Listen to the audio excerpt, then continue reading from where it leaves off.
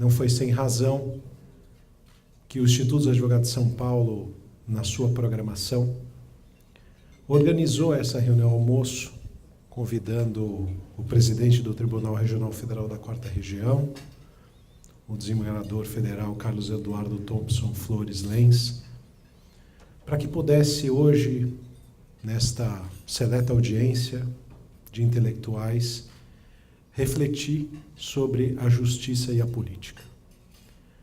O nosso palestrante e homenageado é nascido na cidade de Porto Alegre, onde lá fez a sua carreira não só de estudos, mas fundamentalmente nas carreiras jurídicas na área pública, tendo sido integrado ao Tribunal Regional Federal da 4ª Região por força do Instituto do Quinto Constitucional, advindo do Ministério Público.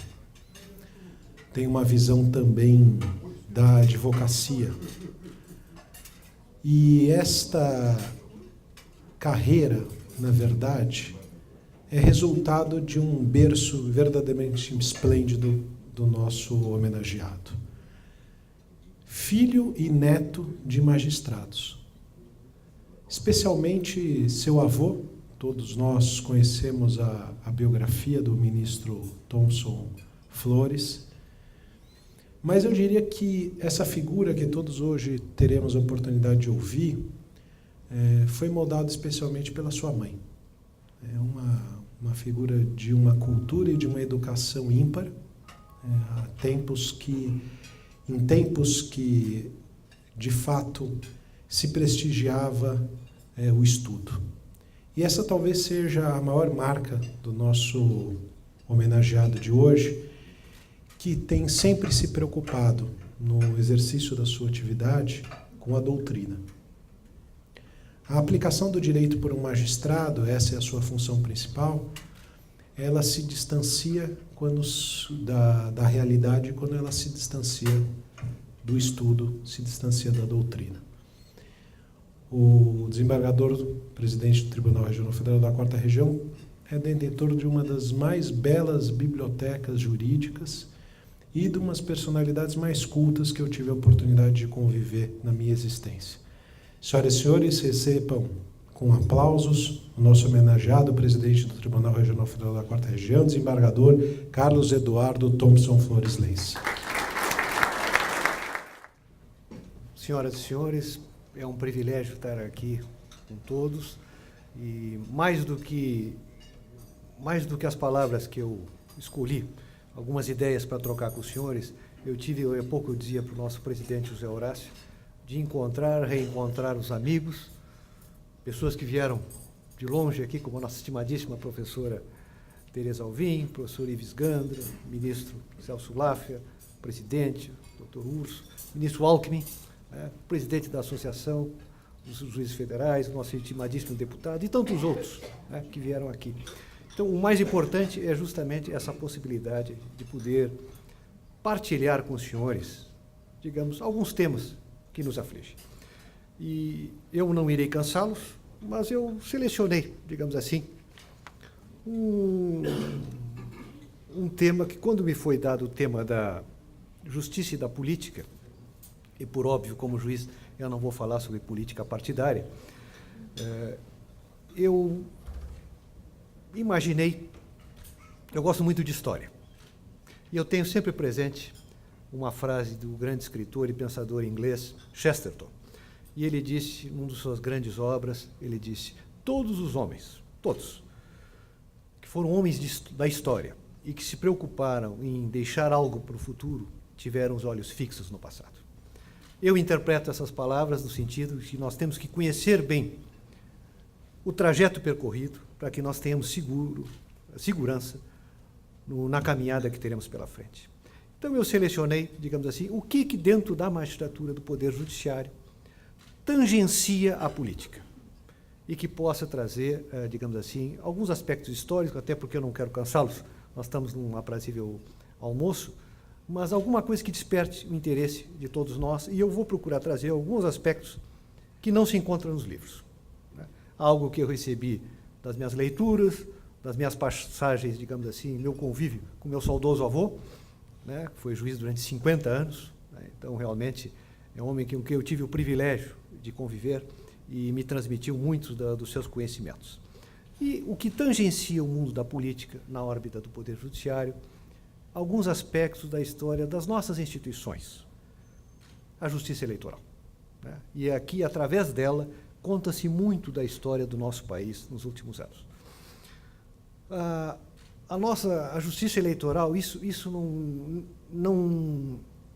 nós não vamos achar nunca vi um autor tratar sobre essa questão. A partir do momento, digamos assim, a partir de quando se concebeu migrar para o Poder Judiciário, ele dirimir os conflitos que se dão na órbita das eleições.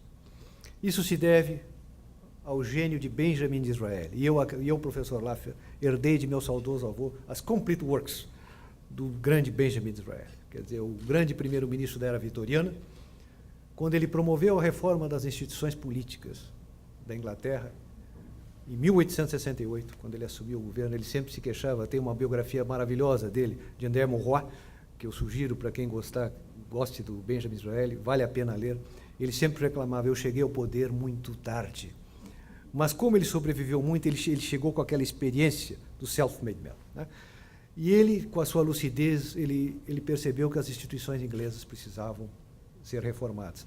E um dos aspectos, esse conflito que há das eleições de dirimir, que ficam, nós todos conhecemos o direito constitucional, a verificação dos poderes, é uma atribuição do Poder Legislativo, e ele mesmo, o próprio Poder Legislativo, ele pode verificar se os parlamentares eleitos preencheram efetivamente os resultados, correspondem aos resultados das eleições, né, os requisitos. Mas ele disse, esse conflito precisa sair da órbita do Legislativo e ir para a órbita do Poder Judiciário. Esta é a origem. Isso os senhores não vão ver em livro algum. Ademar Smain, um dos grandes constitucionalistas franceses do século XIX e do século XX, ele refere isso juntamente com outros autores franceses. Nunca vi nenhum autor brasileiro, digamos assim, localizar essa informação. No Brasil, e aqui os nossos gaúchos, né, Assis Brasil, eu vou ter que puxar um pouco para o nosso estado. Assis Brasil foi um homem de grande inteligência, e ele percebeu já desde 1923, ele propugnava isso. Com a Revolução de 30, uma das plataformas de Getúlio Vargas, a criação da Justiça Eleitoral. E coube também a um gaúcho, Maurício Cardoso, como ministro da Justiça, em 32, fruto inclusive da Revolução Paulista, que em breve terá sua data magna comemorada aqui em julho, a edição do primeiro Código Eleitoral. E aí surgia a Justiça Eleitoral. Grandes homens, digamos, palmilharam a Justiça Eleitoral. A magistratura de meu avô coincidiu exatamente, em 1932 ele começava sua trajetória aplicando este código nas eleições que viriam e que levariam à eleição da Constituinte de 34. Quando houve em 32, esteve aqui em São Paulo e propugnou, ao lado dos paulistas, e rompeu com Getúlio, um dos maiores parlamentares do Rio Grande do Sul, um grande orador, João Neves da Fontoura. Ainda há pouco, professor Ives Ganda, eu localizei nas minhas pesquisas literárias, aqui em São Paulo eu consegui uma obra dele pouco conhecida, As Imunidades Parlamentares. Um discurso que ele proferiu em 34 sobre as imunidades parlamentares, que foram publicadas em plaquete, uma obra muito rara. Era um grande orador. E todos esses brasileiros começaram a pensar, digamos assim, numa justiça eleitoral dentro daquela linha que veio, aquela semente lançada por Benjamin Disraeli. O presidente Getúlio, principalmente até em decorrência dos atos de 32, ele convocou a Constituinte e levou à criação, ele inclusive já criou, mediante os atos excepcionais que digamos assim, que lhe autorizavam os decretos da Constituição de 30, da Revolução de 30, ele editou o Código Eleitoral. Foi, digamos assim, o embrião da Justiça Eleitoral, né? E um dos atos bastante significativos dele, ele criou a Comissão do Itamaraty. Eu tenho, inclusive, essa comissão, ele deveria elaborar uma proposta para a Constituinte de 34, e elaborou. Foram vários juristas, uma comissão presidida por Bento de Faria, Temístocles Cavalcanti, vários juristas, eles elaboraram uma minuta do que viria a ser do anteprojeto de Constituição. E ali se elaborou pela primeira vez, eu tenho isso, um anteprojeto de lei orgânica da magistratura, que quase 50 anos depois, o nosso saudoso ministro Rodrigues Alckmin, né, que tanta falta faz ao Brasil, elaborou, no final dos anos 70, o anteprojeto, digamos assim, que depois foi encaminhado e aprovado. Foi o primeiro texto, o Estatuto da Magistratura. Mas o primeiro embrião estava ali nessa comissão do Itamaraty, que era uma comissão de altos estudos. E aqui eu quero lembrar também a importância de grandes juízes, na sua independência. Eu vou lembrar os juízes de São Paulo, né? Um grande juiz, que foi o nosso saudoso ministro Laudo de Camargo. Sua Excelência, quando houve a Revolução em 30, ele foi nomeado interventor do Rio Grande em São Paulo. Ele era desembargador do Tribunal de Justiça. E, a certa altura, o presidente Vargas determina ele a edição de um determinado ato de governo. E ele simplesmente disse absolutamente. Mostrou a sua independência, exonerou-se imediatamente e retornou à cátedra do Tribunal de Justiça. Mas o presidente Vargas, que apesar de, digamos assim, tinha uma feição, digamos, autoritária própria da época, ele reconheceu tanto o valor desse homem que na primeira vaga do Supremo ele o nomeou. E naquela época, um dos poucos períodos que não houve intervenção do Senado nas nomeações foram justamente de 30 a 34, que estávamos no regime excepcional, e no Estado Novo. Nessa oportunidade não houve, digamos assim, uma intervenção do Senado, porque simplesmente o parlamento estava dissolvido. Código Eleitoral, a Justiça Eleitoral começou a se compor, começou a prestar os seus trabalhos, o Tribunal Superior Eleitoral foi instalado. O regime de 34 durou pouco.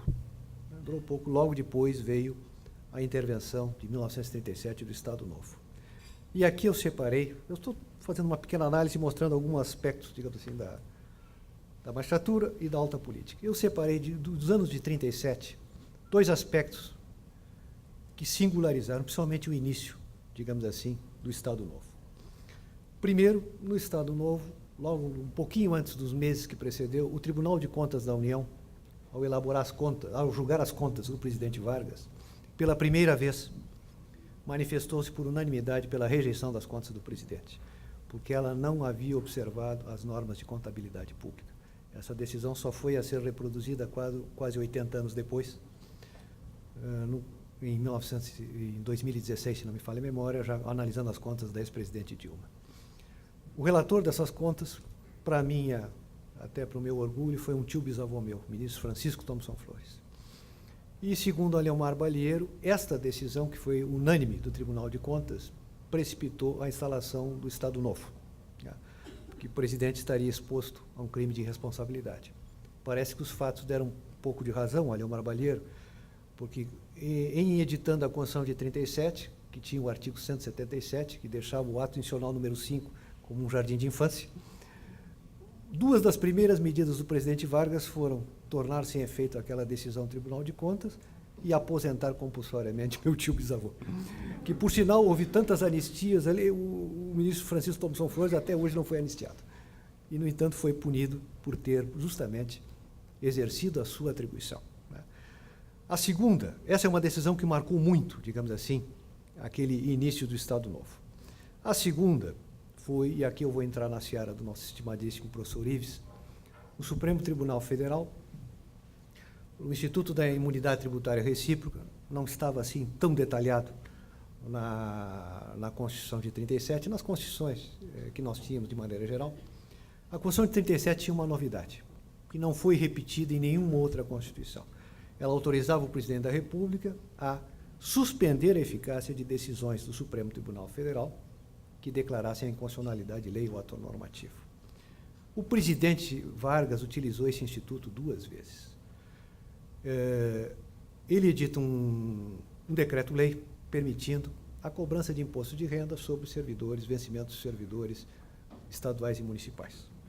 A Constituição de 37, como as constituições que precederam, era extremamente o federalismo bastante acentuado, não autorizava, digamos assim, esse desconto. E o Supremo entendeu por violação à imunidade tributária recíproca que esse decreto-lei era inconstitucional. O presidente suspendeu essa decisão. Logo a seguir, o Supremo, num novo mandado de segurança, decide a mesma coisa. Só que dessa vez, o ministro Carlos Maximiliano faz um voto primoroso, onde ele se insurge contra esse ato sem paralelo, digamos assim, da existência, digamos, desse poder atribuído ao presidente. Um voto primoroso que está publicado na revista Forense, volume 82, página 300, que meu avô citava a todo momento. Ele fez um estudo, e nem as constituições dos estados comunistas ou as leis, a célebre Enabling Act, a lei facilitadora, né, do rei que substituiu, editada no governo nazista, que substituiu o regime de Weimar, a Constituição de 34 de Weimar, a Constituição de Weimar nunca foi formalmente revogada, nem ela tinha chegado a esse ponto. E o ministro Maximiliano faz um voto indignado. Esta decisão, os senhores vejam o que a época, e é importante, mesmo num momento político fechado, duro, e a importância de um tribunal quando ele é composto por homens que realmente se autoafirmam.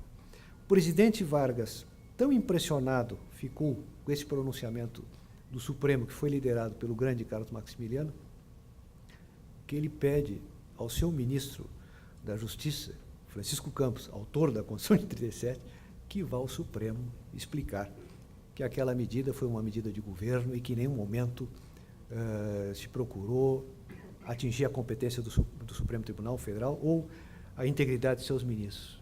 E ele vai.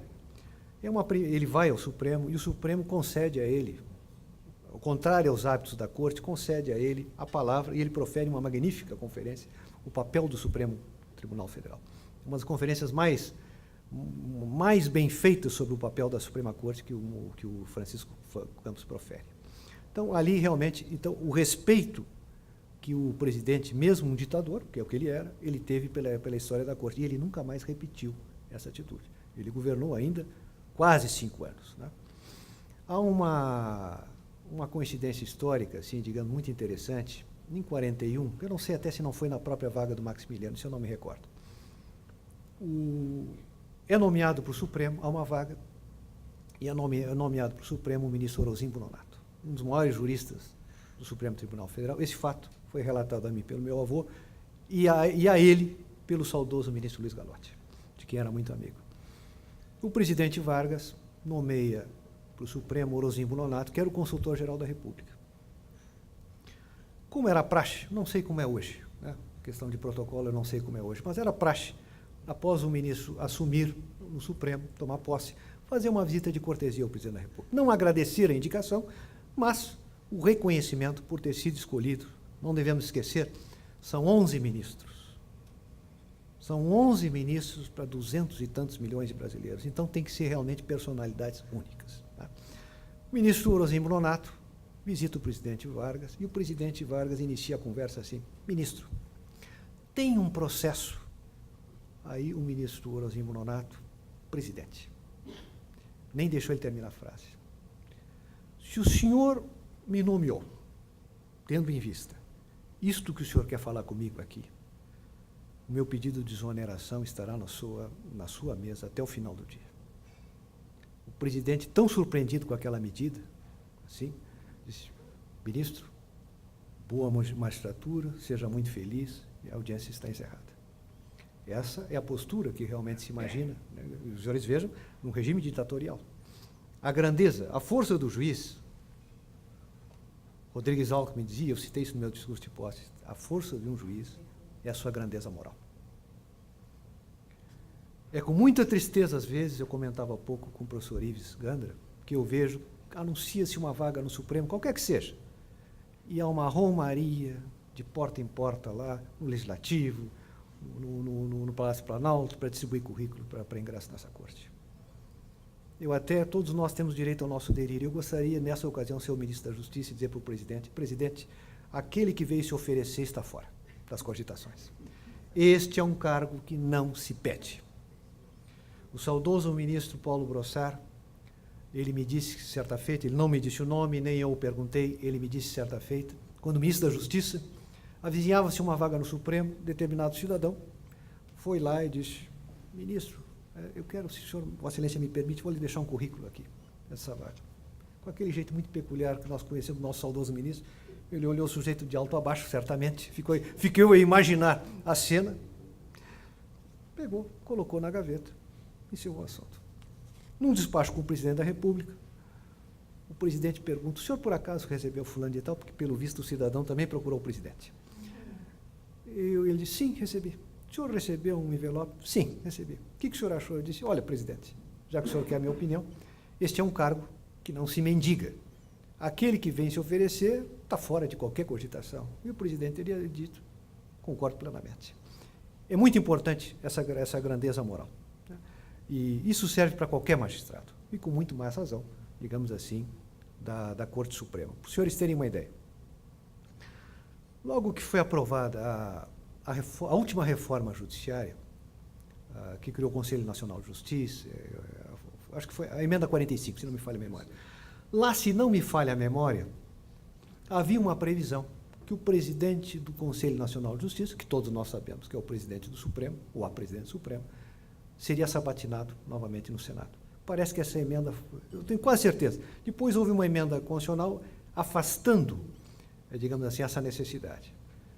Se me permite, eu acho que isso era um instituto interessante, porque é uma nova possibilidade que a Suprema Corte, que o Senado tem, de reexaminar, digamos assim, uma indicação. Eu acho que o cargo, por exemplo, de presidente do Supremo, embora no Brasil sejam apenas 2 anos, nos Estados Unidos é vitalício, né? É escolhido pelo presidente, ele fica, enquanto bem servir, vamos dizer assim, é um cargo único. O Chief Justice, né? Aqui no nosso caso, é o chefe do Poder Judiciário, é a mais alta instância. Então, é uma possibilidade que o Senado teria, né? Teve já, e teria, digamos, de ver se essa pessoa realmente está à altura dessas funções. Vou citar 2 casos americanos, da existência americana sobre isso. Em 1965, o presidente Lyndon Johnson nomeia um grande amigo e um grande advogado, Abe Fortas, para a Suprema Corte. É aprovado com tranquilidade. Primeira vaga do governo Lyndon Johnson. E Abe Fortas chega a exercer a judicatura durante 4 anos. E ele é muito criticado pela sua, digamos assim, liberalidade em matéria criminal. Quando o Chief Justice está no final de 68 e foi eleito o presidente Richard Nixon. Era o presidente eleito. E o Chief Justice, na ocasião, era Errol Warren, o grande juiz Warren, que originalmente era republicano, mas não gostava de Nixon. E ele estava pensando em se aposentar, ele antecipa essa aposentadoria para evitar que Nixon nomeie o novo Chief Justice e um novo juiz da Corte Suprema. O que acontece? O presidente Johnson nomeia Abe Fortas Chief Justice, que já estava na Corte. O que isso significa? Uma nova sabatina e uma nova votação. O Comitê Judiciário do Senado, nos Estados Unidos, é o Comitê Judiciário do Senado. E aqui, meu caro deputado, nenhuma crítica, digamos, a pessoas individualmente, mas o nosso Senado não faz sabatina. A sabatina nos Estados Unidos leva, às vezes, 60 dias. O juiz Bork, todos nós nos recordamos, levou mais de 60 dias e sua indicação foi rejeitada. Quando ele foi indicado, o Senado foi examinar, digamos assim, a atuação do juiz, do Justice Abe Fortas. E lá surgiram 2 questões. Abe Fortas era juiz da Suprema Corte e se descobriu que ele continuava assessorando o presidente Johnson. Os presidentes dos Estados Unidos, eles digamos assim, nos seus gabinetes, nas reuniões, elas são gravadas. Então, verificou-se das gravações que Abe Fortas continuava com muita intimidade com o presidente, inclusive aconselhando em medidas de governo. E que Abe Fortas havia recebido honorários para proferir palestras. Outra coisa que, me perdoem, eu considero inconcebível. Acho que o juiz só deve ser remunerado pelos cofres públicos em razão das funções da magistratura. Acho que a cobrança por palestras eu acho inadmissível. Bem, quando esses fatos surgiram, a indicação de Abe Fortas para Chief Justice começou a naufragar. E mais, já instaurava-se, inclusive, já estava se iniciando os processos de impeachment dele. O que ele fez? Ele renunciou à Corte Suprema. E nunca mais advogou. Só retornou à Corte Suprema quase 14 anos depois de uma visita, pouco antes de falecer em 1982. Foi um grande advogado. O caso Wainwright, que todos nós nos lembramos, né, que assegurou a defesa, a obrigatoriedade do Estado de dar de defesa às pessoas indigentes, ele era o advogado. Foi nomeado, na época, pela Suprema Corte como advogado pro bono. Ele era um dos maiores advogados do Brasil. É uma oportunidade, então, digamos, de se examinar. O Chief Justice Rehnquist era um assessor do Ministério da Justiça, do governo do presidente Nixon. Quando ele foi indicado, Nixon havia feito 2 indicações que tinham acabado de ser rejeitadas em sequência pelo Senado americano. E quando ele indicou de novo o seu assessor do Ministério da Justiça, do Attorney General Rehnquist, o Senado achou faltam qualificações. Tinha sido um bom aluno, tinha sido law clerk, né, que é o secretário do juiz Robert Jackson, mas fora isso não tinha sido muita coisa. Não digamos assim, para o que se exige para a Suprema Corte. Mas ele foi aprovado com uma certa dificuldade, em parte porque os 2 anteriores, em sequência, já haviam sido rejeitados. 16 anos depois, Earl Warren aposenta-se, que era o Chief Justice. Warren Burger se aposenta como Chief Justice e o presidente Reagan o indica para Chief Justice. Aí a nova sabatina. Nessa nova sabatina, o Senado reexamina toda aquela atividade que ele teve nesses 16 anos, né? E ele quase foi rejeitado por um voto. Então, realmente, digamos assim, é uma experiência que nós devemos examinar, nós teremos oportunamente. Digamos, eu tenho certeza que logo adiante a Constituição de 67 ela vai ter que ser, digamos assim, no mínimo, enxugada. É uma experiência, digamos assim, que fica aqui para nós, digamos, examinarmos, porque o cargo, digamos assim, talvez de presidente de uma Corte Suprema, e no caso do Brasil, ao contrário dos Estados Unidos, ele é o chefe do Poder Judiciário, talvez precise até, digamos, dessa participação do Senado pela proeminência, embora um cargo temporário por 2 anos. Isso, de certa forma, estava na redação originária da emenda 45, que, se não me falha a memória, foi suprimida, né? As nossas sabatinas no Brasil, aqui, por exemplo, elas praticamente se limitam aos ministros do Supremo. Eu não me recordo, nesses 30 anos de existência, de nenhuma sabatina do STJ, por exemplo, que tenha tido, digamos, repercussão fora do Parlamento.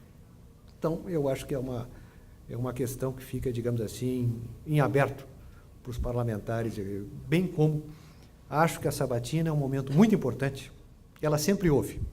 Antes não estava previsto na Constituição, mas o regimento interno do Senado, digamos assim, autorizava. E ela foi utilizada em uma ou outra vez, assim, digamos. Mas é um momento, digamos assim, e às vezes deve ser, digamos assim, deve ter uma continuidade maior para que se examine os pré-requisitos desse indicado. Mas, passado o Estado Novo, temos a reconstitucionalização em 45. Né? Governo Linhares, presidente Linhares, que nomeia um ministério, primeira vez que um presidente do Supremo assume a presidência da República na sua plenitude por praticamente 3 meses até a realização do término da Constituinte e a eleição e posse do novo presidente da República. E ele, interessantemente, ele nomeia 2 ou 3 ministros supremos.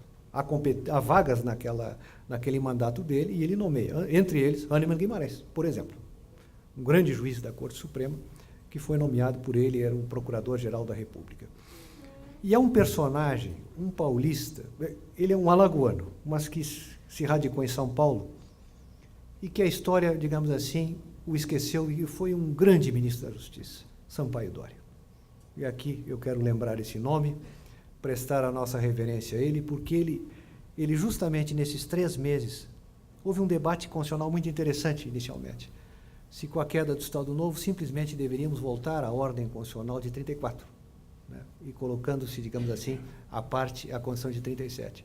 E se chegou à conclusão que esse vácuo de existência, digamos assim, desse tempo, não poderia, assim, aquelas leis que foram editadas com base na Constituição de 37, correria um sério risco de segurança jurídica e se entendeu, digamos assim, que deveria se manter a Constituição de 37, porém depurada de alguns de seus artigos, principalmente o famigerado artigo 177, que era uma espécie de um ato institucional. Esse trabalho coube ao grande mestre Sampaio Dória, que inclusive depois foi membro, acho que antes desse regime, ele foi membro do TSE na classe dos juristas. Então, aqui fica a minha homenagem ao grande constitucionalista, que teve esse papel de preparar as eleições, digamos assim, e permitir o retorno da democracia. No governo do presidente Dutra, aconteceu também, em relação a um momento de autoafirmação da Suprema Corte, cogitou-se da indicação para o Supremo Tribunal Federal de uma pessoa que aparentemente não estava à altura, digamos assim, do cargo. Os ministros se reuniram, e encarregaram o saudoso ministro Luiz Gallotti, que foi uma das indicações do presidente Dutra ao Supremo, e tinha sido procurador-geral da República no governo dele, de transmitir ao presidente que esse nome não poderia ser aceito. Isso que eram notícias de jornal de que sairia essa nomeação. E o presidente Dutra, quando recebe essa, digamos assim, essa informação, ele disse: se o Supremo Tribunal Federal ficaria constrangido com um nome que eu ainda nem indiquei, pode ter certeza que esse nome jamais será indicado. É um nome que jamais foi revelado, mas isso fica, digamos assim, para a nossa história, vamos dizer assim, e mostrando novamente a importância da grandeza moral da mais alta corte e que é a grandeza moral de seus integrantes. A justiça eleitoral, ela volta à sua plenitude em 46, os tribunais voltam a atuar e um novo Código Eleitoral, e inicia-se o processo de aperfeiçoamento. Há uma decisão muito interessante, muito discutível, né, do ponto de vista jurídico, que foi aquela em que o TSE, e depois foi a matéria até o Supremo, excluiu o Partido Comunista, digamos assim, e determinou a extinção do Partido Comunista e dos mandatos de seus parlamentares. E tinha uma bancada muito grande.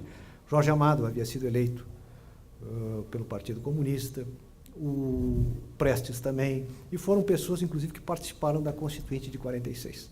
Então, essa é uma decisão que merece ser estudada, estabelece, digamos assim, por quê? Porque a Constituição de 46 vedava a vinculação de partido brasileiro a organizações internacionais.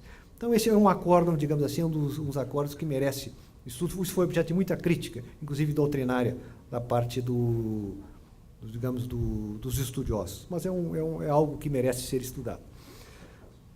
Em 1965, já dentro digamos assim, de novas reformas na Constituição, se estabeleceu uma inovação, que é interessante de nós examinarmos, que até então, a nossa tradição era que as leis de inelegibilidade, os casos de inelegibilidades eram tratados única e exclusivamente na Constituição.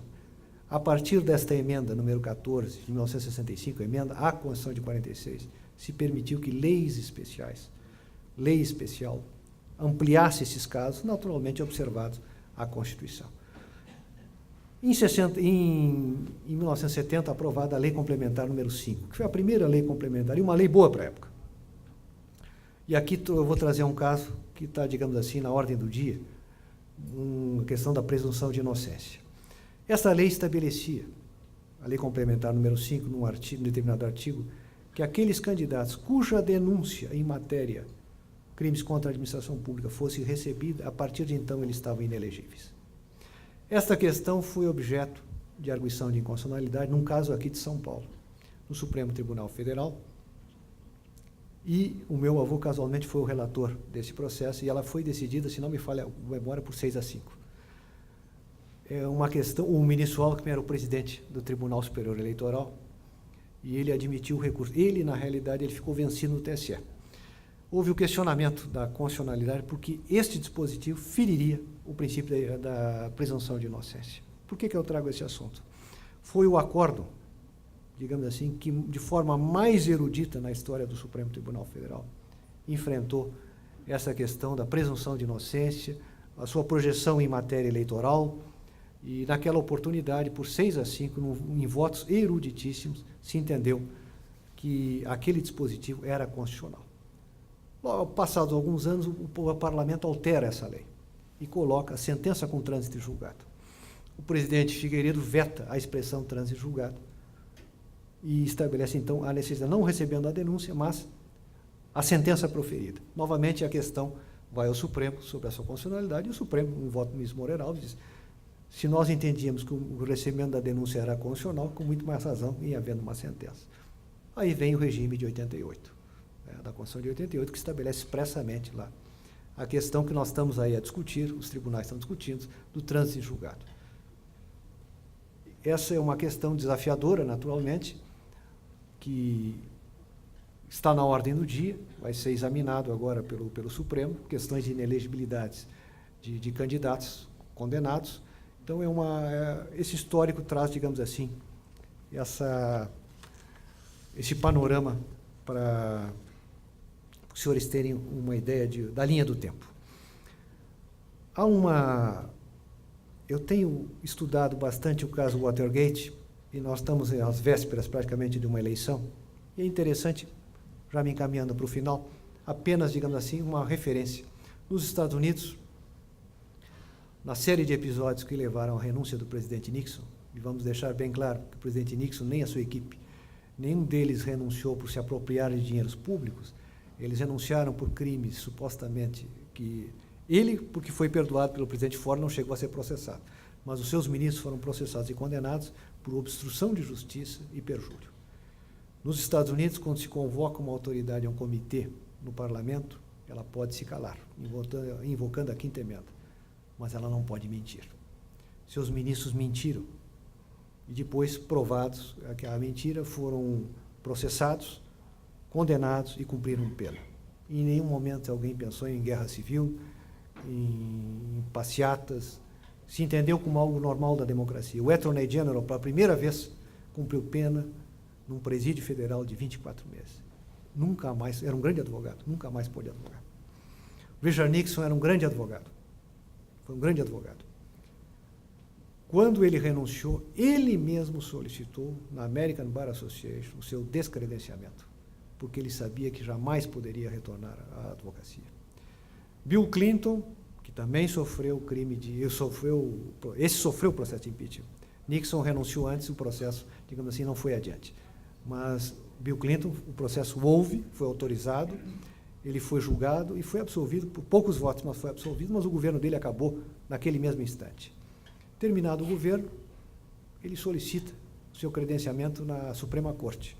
Lá, nos tribunais americanos, são os juízes, a corte que credencia os advogados. Ele nomeou 4 juízes para a Corte Suprema. Obteve um unânime e rotundo não. E ainda quis saber o porquê. O senhor mentiu no caso Mônica Lewinsky. Nunca mais pôde advogar. São exemplos, senhores. Eu estou me encaminhando para o final. Isso aqui eu quero deixar algo leve. São exemplos. Nós estamos diante de eleições, nós estamos em momentos desafiadores.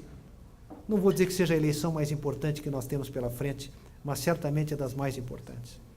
Os exemplos da história, elas nos ensinam muito. O que serviu para a maior democracia do mundo, quem sabe possa nos inspirar. A independência, digamos assim, de magistrados, a conduta na política. Eu me recordo sempre de uma frase de Anatole France, que foi um grande crítico dos magistrados. No seu Cranqueville, ele tem uma frase lá muito interessante. Eu não receio as más leis, desde que é aplicada por bons juízes. Então, senhores,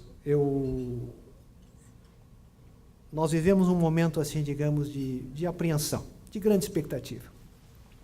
Outro dia, eu lendo os discursos do grande presidente Roosevelt, que eu admiro muito, eu me lembrei de um discurso que ele proferiu no início de 1941.